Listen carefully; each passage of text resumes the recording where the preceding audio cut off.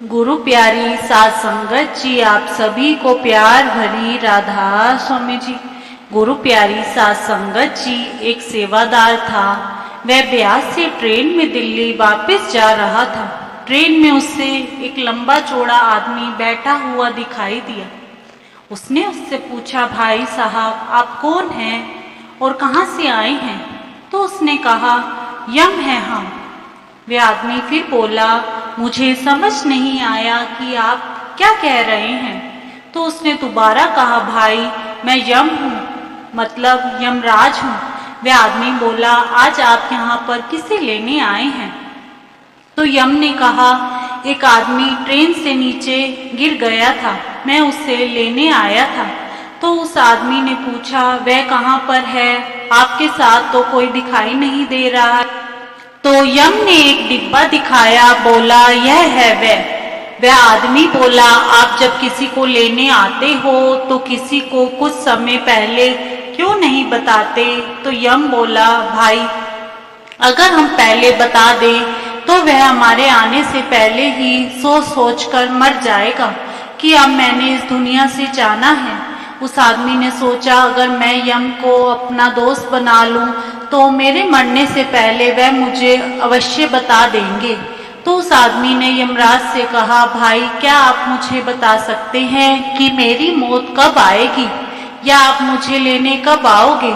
यम ने कहा, नहीं, हमें तो धर्मराज जी जिसको लाने के लिए कहते हैं हम उसे ही लेकर जाते हैं। उस आदमी ने कहा, तो आज से हम दोनों दोस्त।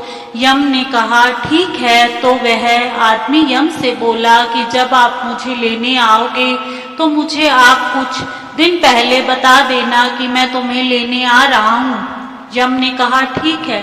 कुछ समय बाद उस आदमी के बाल सफेद होने शुरू हो गए तो उसने अपने बालों में कलर कर लिया, बालों को पहले से भी सुंदर बना लिया। उसके कुछ समय बाद उसकी आंखें कमजोर हो गई, उसको ठीक से दिखाई नहीं देता था। तो वह आंखों के डॉक्टर के पास गया तो डॉक्टर ने उससे एक सुंदर सा चश्मा लगा दिया जिससे उसकी सुंदरता और बढ़ गई।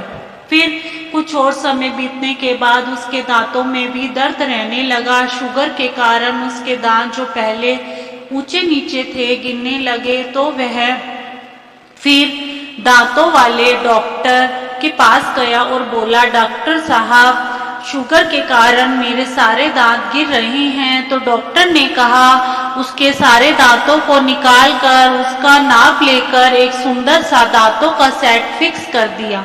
वह पहले से भी ज्यादा सुंदर दिखाई देने लगा। अब उसके कुछ समय के बाद साध संगत जी उसके घुटनों ने भी जवाब दे दिया। तो वह हड्डियों वाले डॉक्टर के पास गया और बोला कि मेरे घुटनों में बहुत दर्द रहता है। डॉक्टर ने घुटनों के एक्सरे वगैरह लिए और उसको कहा कि आपके घुटने तो बिल्कुल खत्म है, ऑपरेशन करवाना पड़ेगा। पैसे वाला था, 5 लाख रुपए लगाकर उसने घुटने का भी ऑपरेशन करवा लिया। 2-3 महीने के बाद वह बिल्कुल ठीक हो गया। अब उसे किसी लाठी की भी कोई जरूरत नहीं थी। वह तो ऐसे चलता था कि जवान भी क्या चलेंगे। एक दिन रात को वह गहरी नींद में सोया पड़ा था तो यम ने आकर उसे जगाया और कहा, भाई मैं तुम्हें लेने आया हूँ। तो वह एकदम से उठकर बैठ गया और बोला, दोस्त तुमने तो मुझे प्रॉमिस किया था कि जब तुम मुझे लेने आओगे तो पहले बताओगे, पर तुमने तो मुझे कुछ नहीं बताया, एकदम से लेने आ गए हो। तो यमराज ने कहा, क्यों? मैंने तुझे 4 मैसेज भेजे थे, तुझे नहीं मिले? वह आदमी बोला, कौन से मैसेज? मुझे तो तुम्हारा कोई मैसेज नहीं मिला।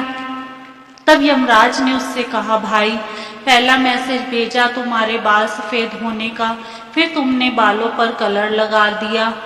दूसरा मैसेज भेजा तुम्हारी आंखें खराब होना, तुमने डॉक्टर से यह सुंदर चश्मा लगवा लिया। और तीसरा मैसेज भेजा तेरे दांतों का हिलना और टूटना, तुमने नए दांत लगवा लिए। फिर मैंने तुम्हें चौथा मैसेज तुम्हारे घुटने खराब होने, तुमने वह भी नए डलवा लिए।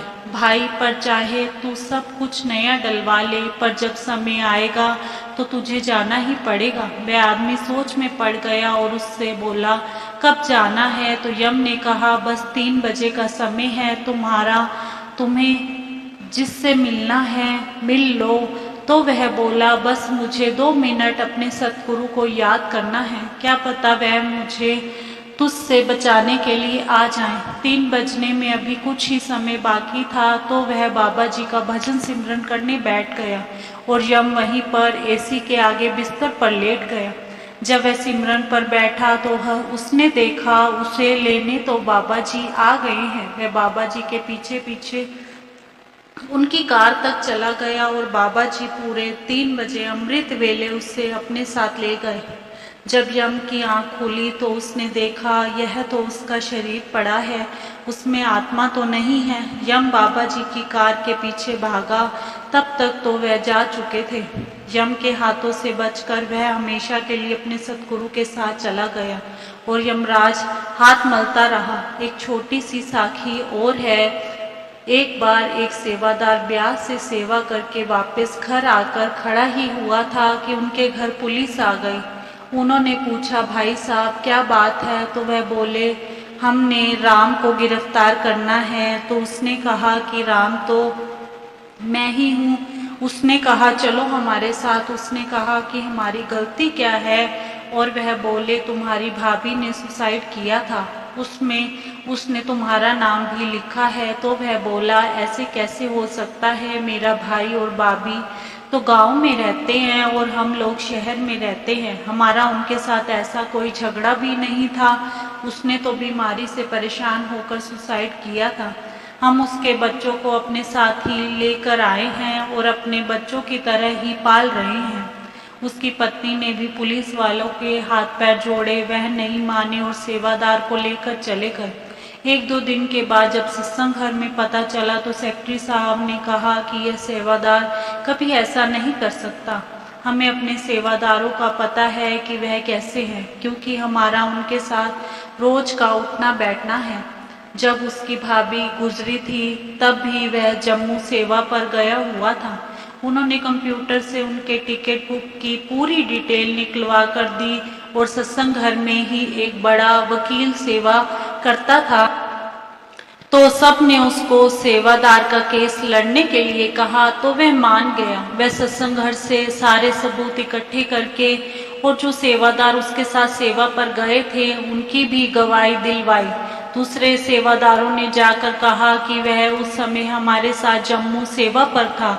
उन सबके साथ के कारण जल्द ही वह सेवादार छूट गया।